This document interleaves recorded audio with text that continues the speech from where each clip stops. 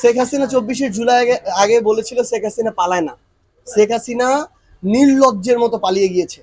মানে শেখ হাসিনা এবং তার যারা সাঙ্গপাঙ্গ আছে তাদের যদি ন্যূনতম লজ্জা থাকতো, শেখ হাসিনা যেভাবে পালিয়ে গিয়েছিল ওই মুখ নিয়ে তারা কোনোদিন বলতো না, কিংবা শেখ হাসিনাও বলতো না যে সে ফিরে আসবে। আমি আপনাদেরকে একটা কথা বলি, 1947-এর পর থেকে 1971-এর 7ই মার্চের আগে পর্যন্ত শেখ মুজিবুর রহমানের বাংলাদেশের ওই সময়টাতে একটা গুরুত্বপূর্ণ ভূমিকা আছে। তারপরও 72 থেকে 75-এ তিনি যেভাবে একনায়কতন্ত্র কায়েম করেছিলেন, বাকশাল প্রতিষ্ঠা করেছিলেন, সংবাদপত্রের স্বাধীনতা হরণ করেছিলেন, নির্বাচনে ভোট চুরি করেছিলেন, একক ক্ষমতার অপব্যবহার এবং ক্ষমতাকে কুক্ষিগত করেছিলেন, তার ফলশ্রুতিতে তার যে বিদায়টা হয়েছিল এটা কিন্তু সম্মানজনক বিদায় হয় নাই। শেখ হাসিনা তার জায়গা থেকে তার চেয়ে এত বেশি করেছে।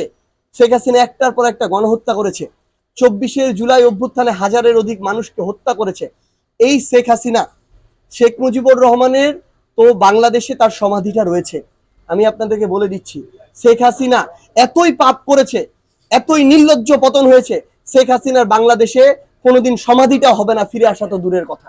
শেখ হাসিনার এটা কর্মফল যে বাংলাদেশের মাটিতে তার কবর হওয়াও জুটবে না। Thank you.